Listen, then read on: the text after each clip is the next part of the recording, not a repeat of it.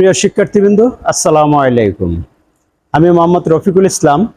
আজকে ইঞ্জিনের টাইমিং নিয়ে কথা বলবো। আমরা পূর্বে ইঞ্জিনের টাইমিং নিয়ে কথা বলছি। আমরা তিন ধরনের টাইমিং আমরা ইঞ্জিনে করি। একটা হলো chain timing, belt timing, gear timing. আমরা পূর্বে বেল্ট এবং চেইন টাইমিং নিয়ে কথা বলছি এবং ভিডিও মাধ্যমে তোমাদেরকে শেখানোর চেষ্টা করছি। আজকে আমরা গিয়ার টাইমিং কিভাবে করতে হয় ইঞ্জিনের, এইটা আমরা ফিজিক্যালি করে আমরা শিখব। আমরা প্রথমেই জানবো যে টাইমিংটা কি। আমরা বলছি যে টাইমিংটা হলো পিস্টন ওঠানামার সাথে সম্পর্ক রেখে নির্দিষ্ট সময়ে বাল্ব খোলা এবং বন্ধ হওয়ার প্রক্রিয়াটা হলো টাইমিং। আমরা এখন এই টাইমিং কিভাবে করতে হয়, গিয়ার টাইমিংটা, এইটা আমরা একটু ফলো করব। আমরা এইদিকে একটু খেয়াল করি যে টাইমিংটা আমরা প্রথমেই আমাদের জানতে হবে যে টাইমিং, গিয়ার টাইমিং এর কি কি গিয়ারগুলো আছে। আমরা এইটা হলো একটি হাই প্রেসার পাম্পের গিয়ার, এটা হলো একটি ক্যামশ্যাফটের গিয়ার, আর এটা হলো ক্র্যাঙ্কশ্যাফটের গিয়ার, আর এটা হলো একটা আইডেলার গিয়ার। এই আইডেলার গিয়ার তিনটা গিয়ারকে সমন্বয় এখানে করতেছে।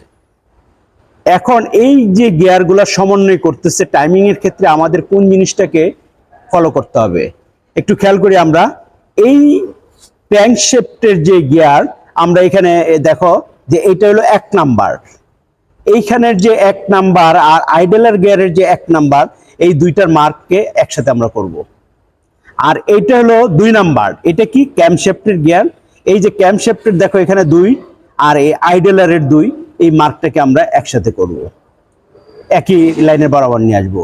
আর এই হাই প্রেসার পাম্প, এটা হলো একটা 3 নাম্বার, বলছে এই 3 নাম্বারে আইডেলার গিয়ারের এই 3 নাম্বার মার্কটাকে আমরা এটার সাথে সমন্বয় করব। তাইলে আমরা ক্র্যাঙ্কশ্যাফটের মার্কটা হলো 1, ক্যামশ্যাফট হলো 2 আর হাই প্রেসার পাম্প হলো 3। এই আইডেলার গিয়ারের এই 3টা মার্ক এখানে দেওয়া আছে, 3, 1, 2, 3। তাইলে আমরা 1 এর সাথে সমন্বয় করব কার সাথে? ক্র্যাঙ্কশ্যাফটের সাথে। 2 এর সাথে কার সমন্বয় করব? ক্যামশ্যাফটের সাথে। আর 3 এর সাথে সমন্বয় ঘটাবো আমরা হাই প্রেসার ফুয়েল পাম্পের সাথে। এখন আমরা ক্র্যাঙ্কশ্যাফটকে ঘুরাইয়া 1 নাম্বার পিস্টনটা টিডিসিতে নিয়ে আসতে হবে। এই যে আমরা রকার আর্মগুলা লুজ থাকবে, এই রকার আর্মগুলাকে আমরা যখন দেখবো যে লুজ, তখন আমরা এটা বুঝবো যে পিস্টনটা টিডিসিতে আসছে। আমরা 1 নাম্বার পিস্টনকে টিডিসিতে নিয়ে আসবো। আর এই ক্র্যাঙ্কশ্যাফটের এই যে চাবির গাঁটটা খেয়াল করো, এই চাবির গাঁটটা সবসময় অলওয়েজ উপরের দিকে থাকলে আমাদের বুঝতে হবে যে 1 নাম্বার পিস্টন টিডিসিতে অবস্থা করতেছে। তো এখন আমরা এই অবস্থায় এই যে আইডেলার গিয়ারটা, আমরা এই যে আইডেলার গিয়ারটা এইভাবে আমরা একটু এই যে বের করে নিব। হ্যাঁ, এই যে আমরা আইডেলার গিয়ারের মার্কগুলো দেখো, এই যে এখানে 3, এই যে এখানে 1, এই যে এখানে 2, এই 2, এই 1, এই 3। আমরা সবসময় খেয়াল রাখবো 1 হলো ক্র্যাঙ্কশ্যাফটের সাথে থাকবে, 2 থাকবে ক্যামশ্যাফটের সাথে, আর 3 থাকবে হাই প্রেসার ফুয়েল পাম্পের সাথে। এখানে এখন আমরা এই যে গিয়ারটাকে আমরা এটা ঘুরাই নিয়ে আসছি। এই যে এটা দিয়ে আমরা এই যে এইভাবে আমরা ঘুরাই এই যে এই পজিশন আমরা নিয়ে আসলাম। এখন এই যে 1, এই যে এখানে নিয়ে আসলাম। হ্যাঁ, এখন এই যে এটা ক্যামশ্যাফটের এই যে আমরা 2 রাখলাম। এখন আমরা কি করব, এই আইডেলার গিয়ারটা আমরা এখানে সংযোজন করে দেব। এই আইডেলার গিয়ারটা একটু খেয়াল রাখতে হবে, বুশটা যাতে পরিষ্কার থাকে এবং বুশটা যাতে নড়ে চড়ে না যায়। আমরা খেয়াল রাখতে হবে এই যে মার্কটা, এই যে 2 এর সাথে আমরা রাখবো, এই 1 এর সাথে রাখবো। হ্যাঁ, একটু এটাকে একটু এইদিকে চাপ দা ধরো। হ্যাঁ, মার্কটা দেখো, খেয়াল করো।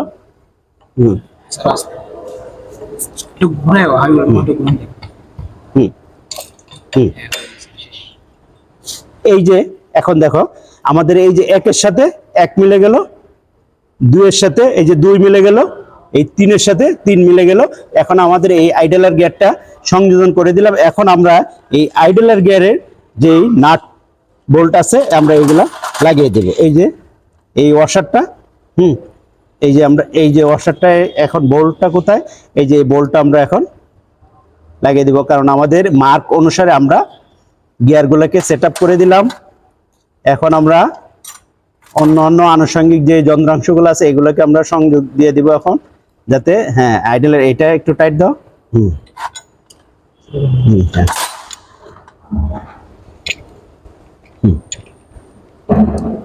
এখন আমরা এই যে ট্যাগ দিয়ে দিলাম, এখন আমরা এই যে একটু ঘুরাই দেখবো। হ্যাঁ, এই যে এখন আমরা এক পা ঘুরাইলে আমরা যখন 720 ডিগ্রি ঘুরাইবো আবার ঠিক এইভাবে আমরা এটা মিলে যাবে। হ্যাঁ, তো এই যে আমরা এইভাবে লাগানোর পরে গিয়ারগুলোকে একটু ঘুরে এসে আমরা দেখে নিব। এখন আমরা যে টাইমিংটা করলাম এটাকে আমরা বলি গিয়ার টাইমিং। সাধারণত বড় বড় ইঞ্জিনগুলোতে এই গিয়ার টাইমিংটা হয়। আমরা এই গিয়ার টাইমিংটা করার সময় 1 নাম্বার পিস্টনটাকে টিডিসিতে রাখবো, আর এই টাইমিং মার্কগুলোকে ফলো করব। এই আইডলার গিয়ারের যে 3টা মার্কিং পয়েন্ট আছে, এইটা ক্যামশ্যাফটের সাথে 2 নাম্বার থাকবে, ক্র্যাঙ্কশ্যাফটের সাথে 1 নাম্বার থাকবে, আর হাই প্রেসার ফুয়েল পাম্পের সাথে 3 নাম্বার পয়েন্টগুলো মিলাই আমরা টাইমিংটা সেট আপ করে দিয়ে সংযোজন করে দিলে আমাদের ইঞ্জিন টাইমিংটা হয়ে যাবে।